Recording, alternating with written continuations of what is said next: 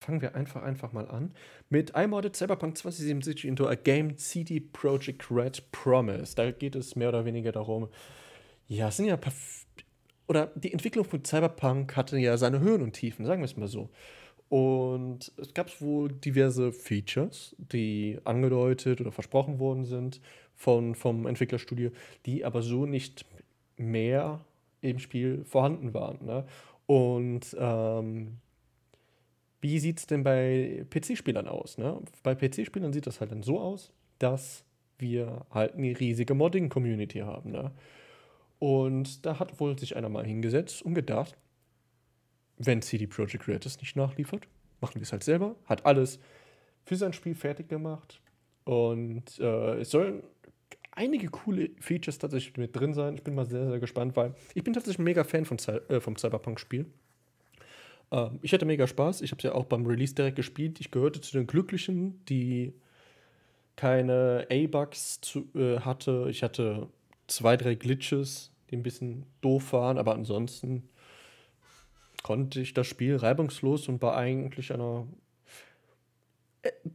einer Performance spielen, die in Ordnung war. Ne? Die war in Ordnung. Und ja, ich freue mich, wenn es mehr Cyberpunk gibt, vor allem wenn es viel immersiver Content bietet. Weil das macht Cyberpunk unfassbar gut. 2077 and installed 300 mods to make it better. The environment is now more immersive, police is overhauled, romances are greatly improved, and there is even a new love interest. Bitte zensiert, bitte zensiert, bitte zensiert. Car physics are corrected, engaging police car chases are added, combat is more realistic and has new features, parkour is more polished, graphics are improved, and user interface is cleaned up. All mods listed in this video work with each other. And if they don't, I'll give you a heads up. Wahrscheinlich irgendwie so 2 Terabyte groß.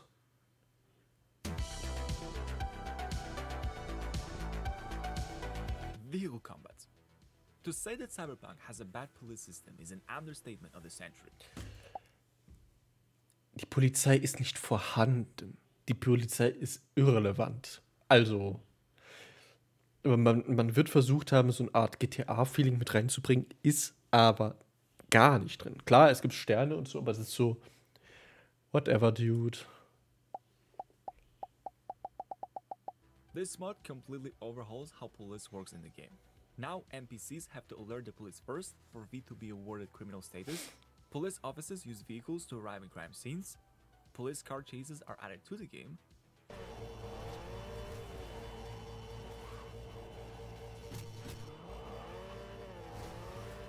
And max stock is a 4-star response. The mod also adds vehicle combat, but its gun reload animation doesn't work properly, so I usually disable this feature altogether. One of the major things that killed my enjoyment of Cyberpunk is how bland and shallow Night City feels at times. It could be so much better if player had an ability to eat something, interact with the environment, or manage. Da muss man halt tatsächlich auch mal sagen, ne? Cyberpunk an sich ist super, super schön. Und wenn du da zum Beispiel vor allem beim ersten Mal durch gewissen Straßen gehst, dann ist das Gefühl, dann ist das Feeling unfassbar schön. Das ist unfassbar cool. Zum Beispiel bei diesem, ich nenne es mal Asia-Viertel, wo dann die ganzen Huren dann oder Prostituierten dann stehen. Und dann kommen die ganzen Neonlichter dann auf dich zu. Du siehst dann die kleinen Stände, die so Asia-Nudeln und so verkaufen, so ein Shit. Und du wirst da angesprochen und dann sind da die Kunden, die rein und rausgehen. Du kannst in die Läden so kurz reinschauen. Das ist schon ein sehr, sehr cooles Feeling, ne? Vor allem, wenn es immer viel mit Licht arbeitet. Und es dir so eine epische optische Erfahrung bietet, dann punktet halt Cyberpunk unfassbar krass. Ich bin super, super gerne in der Welt von Cyberpunk 2077. cargo well-being. Solution? Night City interactions. This allows V to sit down and have a drink in nightclubs and restaurants, or to meet up with one of his friends.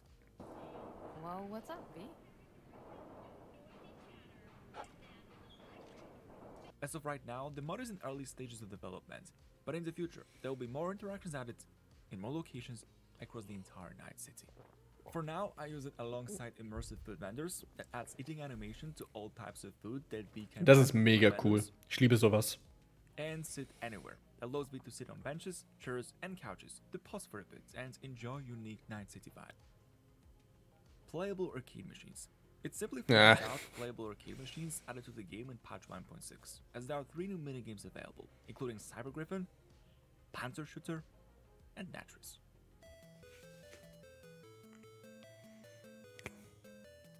Copyrighted music. Speaking of interactive environments, there are hundreds of vendors in the game that stand still doing nothing. Oh ja, das hat echt ein bisschen Not gestört. anymore. With street vendors, almost all of them become interactive. Now, they run newsstands, market stalls, and bars where V can acquire low-tier weapons, foods, and drinks.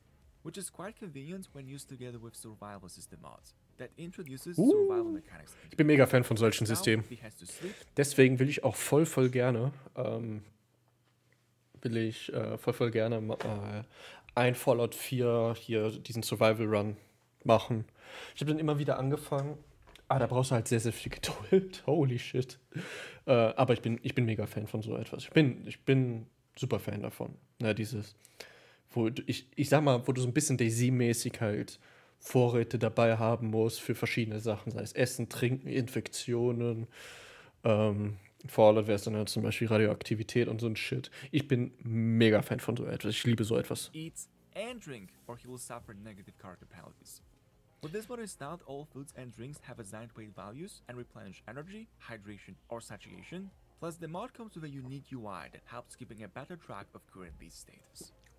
And since I love more in-depth gameplay, I combined with Wannabe Edge Runner mod that adds a working cyber psychosis mechanic. Basically, this mod adds a new character stat called Humanity that decreases if V has too much cyberware installed or kills too many people recklessly. If Humanity level is too low, then the screen starts flashing red. And when V's Humanity level is full, Ich denke, vor allem nach dem Anime wollen viele Spieler so etwas mehr sehen. Ehrlich gesagt dachte ich, dass es Part des Spiels sein würde, als es damals rauskam. Weil ich glaube, es gab ja auch einen Trailer, ne, wo so ein Cyberpsycho war und voll durchgedreht ist. Und dann kam wie hießen die nochmal? Diese Spezialeinheiten, die sich dann halt drum gekümmert haben und selber halt voll zugepumpt waren mit Extrateilen, ne? Und auch im Spiel selber sind ja Cyberpsychos schon ein größeres Thema, ne? Da gibt es verschiedene Nebenmissionen, bei denen du da halt das antun musst. Nee, aber du selber kannst dich halt voll pumpen, modifizieren, wie du möchtest. Und das ist irrelevant. Und dass es immer so einen Nachteil hat, ne? Ich denke, das ist schon irgendwo ganz cool. Ich kann verstehen, wenn Leute das nicht mögen. Einfach aus dem Grund so, okay, ich habe hier die ganzen coolen Features. Ich möchte damit irgendwie was machen. Ich möchte mich vollpumpen, ohne da halt irgendwie, naja, was dagegen zu machen. Aber hier mit den, ich glaube, Delta-Blocker hießen die, also das ausgleichen kannst, als jemand, der halt so Systeme wie vorhin gesagt, Hunger trinken und halt diese Zustände, dass du auf die Zustände achten musst als Charakter. Ich bin da mega Fan von. fully depleted, the screen glitches out and max lag and NCPD forces are deployed. To make Humanity a manageable stat, the mod also adds a new item, Neuroblockers, that can temporarily Neuroblockers. stop cyberpsychosis from developing further. Talk to me, or possibly my favorite mod in this video. It just makes it so NPCs can randomly react to V passing them by. I like you. Did you know that? Oh, that's so sweet! I may not even kill you. I may. I have no reason to live.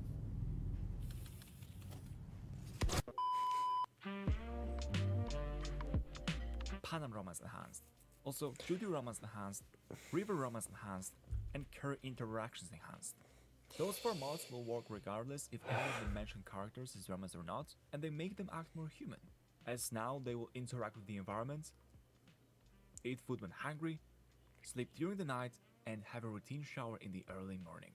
Ja, Romance Enhanced, ich muss sagen, ich glaube vor allem Witcher 3 hat mir so ein bisschen die Augen geöffnet, wie cool das sein kann, wenn du halt irgendwie Beziehungen eingehen kannst in Spielen. Weil, keine Ahnung, es fühlt sich einfach besser an. Dann bist du nicht nur dieser eine Charakter, der sich halt abseits von den NPCs so bewegt und du kannst zwar so Best Buddies quasi mit deinen Leuten sein, aber das ist halt immer so erwartet, ne? Aber jetzt kann es sich halt so verändern, dass du da halt wirklich mehr draus machen kannst, dass es ein bisschen intimer wird und alles drum und dran. Ich mag so etwas sehr, sehr, sehr gerne. Ne? Also wie gesagt, bei Witcher 3 war das schon sehr, sehr cool. In Cyberpunk finde ich das cool. Aber ich muss mir tatsächlich sagen, oder ich muss anmerken, dass ich tatsächlich mit Cyberpunk das Gefühl hatte, da fehlt irgendwie so ein bisschen Spice. Ne? Da fehlt noch so ein bisschen. Ich habe damals zum Beispiel die Judy-Route genommen. Ähm, aber bis auf diese Romanzmission hattest du halt wirklich nichts zu tun. Also du konntest halt nicht mit der interagieren. Die hat zwar nette Sachen zu dir gesagt, wenn du sie am Besuchen warst und so. Aber das war's auch schon wieder, ne? Also dann. Because zero performance, so there is no reason to not install them. Wait, hang on a minute. You've been deleted from Judy's contacts. Wait, what? Phone messages overhaul. Okay, this two things.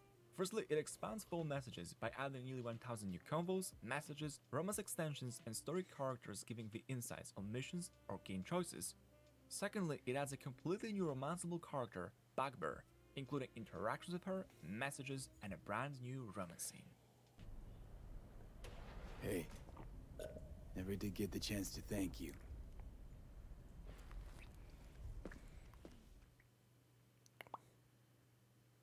Ich dachte schon, ich muss kurz Screen wechseln. In my mind, a good role-playing game is a game where players' decisions have consequences and Yeah. are reflected in the world.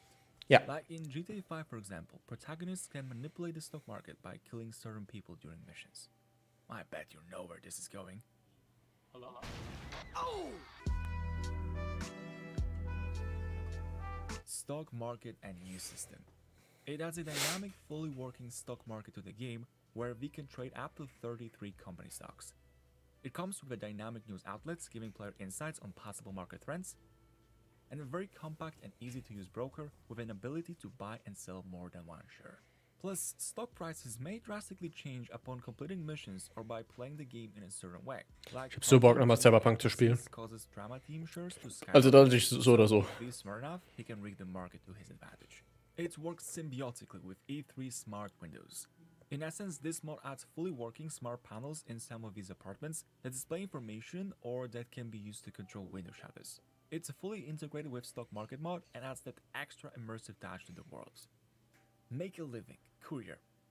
Okay, this is a small mod, but it allows V to complete brand new package delivery missions. In short, they require him to pick up packages from different drop points located randomly on the map and then deliver them to marked destinations for experience points and eddies.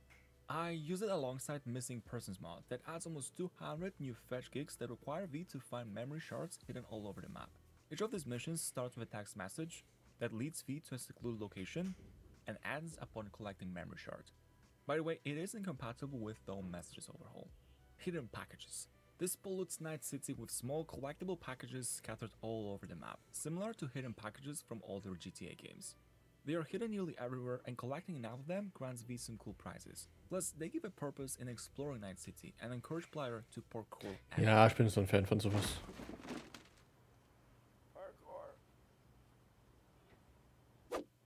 When Cyberpunk was released, it was constantly compared to GTA 5, a game known for its good car physics, expanded car customization, and interesting vehicle mechanics. When Cyberpunk itself was... Summoning cars works pretty much the same as you would summon Roach in The Witcher 3. Your transportation may or may not show up on a roof somewhere, but you know, we're still working on fixing some bugs here and there.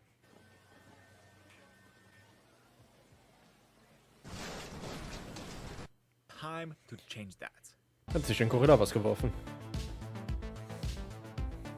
Car Modification Shop. This allows to upgrade all personal vehicles in the game. All it takes is to drive up to the tuning garage where one can upgrade vehicle's engine, suspension, transmission, and tires. It works exceptionally well with Cyber Vehicle Overhaul that makes cars feel heavier, more responsive, and overall nicer to drive. CVO Gear Ratio Rework that reworks cars' gear ratios based on their real-life counterparts. Accurate Speedometer as it gives all vehicles more realistic sense of speed and makes them more challenging to drive. And realistic car crashes.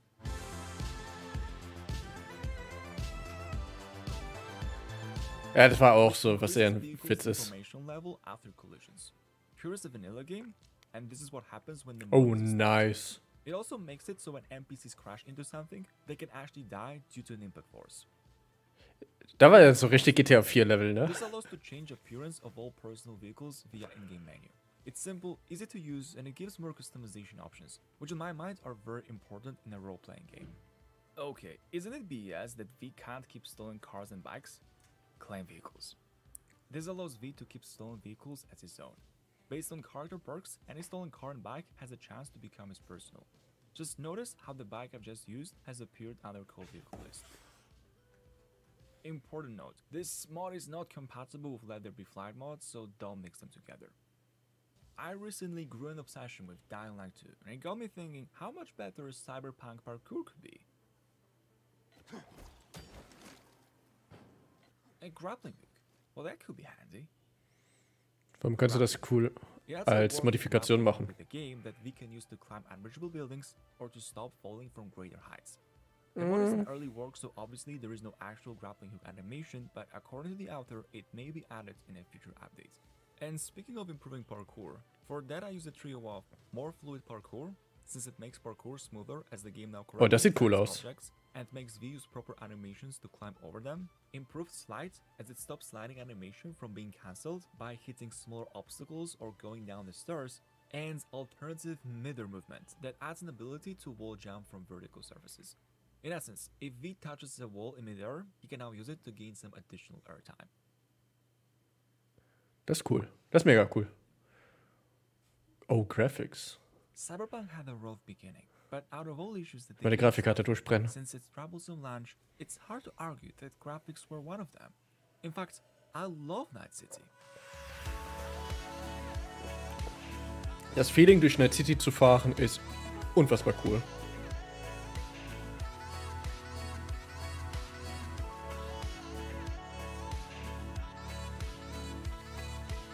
So it's really difficult to improve any of its design, but the game still suffers from weird crowd mechanics and badly optimized LODs. And I have a solution for the first problem, with realistic traffic density. Vanilla Night City feels almost desolated at times, and this mod drastically changes NPC density. Now, the central city feels more like a megalopolis it's supposed to be. There are many more cars using Badlands roads, traffic jams form on highways, and crowds feel almost human. The mod is also real well optimized and works pretty well with ray tracing enabled. And for bad LODs, I use a combination of vanilla billboard LODs, so all billboards look nicer from farther away, improved environment LODs that makes distant environments more detailed and refined, and improved vegetation LODs that improves vegetation all over the map. Just compare how massive the before and after difference is. Oh, das sieht schon Mega anders buildings aus. enhanced. Also, No Tell Motel expanded, Lizzie's Bar enhanced, and Edge Runner's location addition. Ich liebe Those Lizzie's were Bar. mods bullet map Bin da with voll more gerne. props, billboards, banners, or just unlock previously removed areas from the game. They cause minimal performance loss, so there is no point in uninstalling. Das fühlt sich so schlecht an, dass du da Weather nichts machen or kannst. weather balance. This isn't a graphic mod per se, but it increases rate at which weather types change in Night City. So there are more frequent fogs, sandstorms, and rainy nights. Clean water. Für die Reichen unter uns. This replaces vanilla water with fresh blue and high quality one. All regions on the map are covered. Plus it works absolutely stunning with ray tracing enabled. Surfaces. Das Problem ist mit Raytracing, du brauchst halt echt viel Leistung. With 4K alternatives. It covers walls, buildings, roads, soil, sand, and so on, while high-res texture mods by Xilla Monster upscale many existing textures to native 4K, including props, architecture, signs, tattoos, minimap, and characters. Jackie. It's not that Cyberpunk has bad combat or anything, but it could be so much better if enemies weren't bullet sponges and the game didn't oversimplify every single of its mechanics. Let me show you, starting with TDO, or Time Dilation Overhaul. This mod completely reworks how Sandevistan operating system works in the game. Depending on the type of Sandevistan installed, you can deflect bullets with katanas and swords, quickly teleport to avoid enemy fire, or unload the whole magazine into enemies in virtually no time. Each Sun Distant has different duration and cooldown time, plus the mod also reworks hacking screen time dilation, and allows to slow down time when using vehicles, kinda like what Franklin can do in GTA 5. Drone Companions. It adds another cyberware into the game called TagDeck that allows you to create, spawn, and control personal battle drones. How well does this work in the game?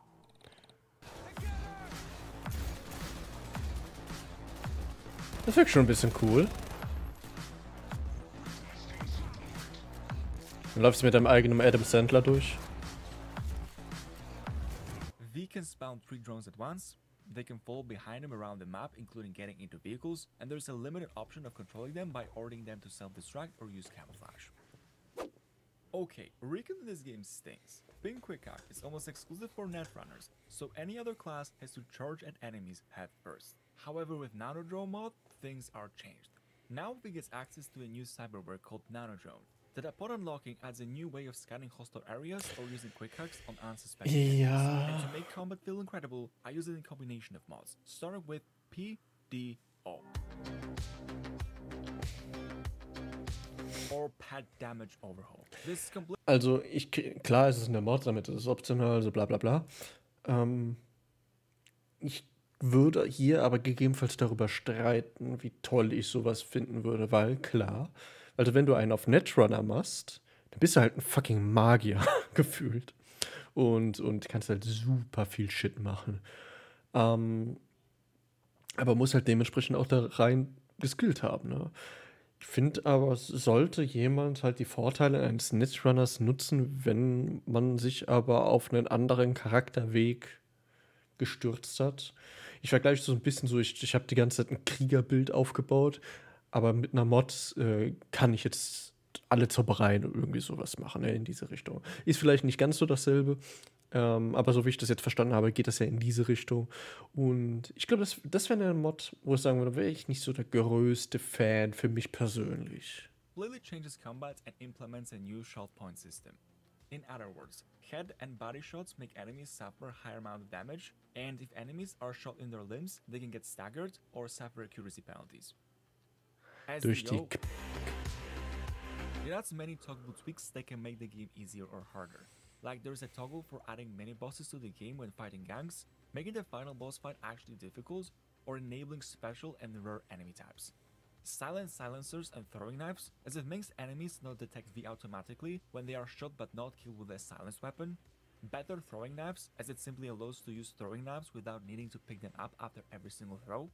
Zoomable scopes, as it allows to zoom in more when using scopes. And more blood splatters. That's what the name suggests. It just adds more gore to the game. Okay, user interface is a touchy subject, but personally I like a clean, minimalistic UI, and to achieve that in Cyberpunk, I use Circle Minimap Redux that makes Minimap have a circular shape. It kind of reminds me of Minimap from Witcher 3 and all the Rockstar games. Although it disables Minimap navigation, so it must be used alongside in-world navigation mods. Fallout 4 have because it cleans up the UI. And Haditor, that is a very interesting mod. Upon clicking on Shift plus B, it pauses the game and allows to resize, move, and hide each UI element individually. Saved UI preset carries across saves. Also alleine das hier würde schon super viel machen. A list of mods that overhaul Cyberpunk mechanics, makes it more immersive, and improves its graphics. A full list of mods I use, including ones that weren't shown in the video, like frameworks, mod menus, battery placers, animations, QL mods, and everything else is in the video description. Roll the credits.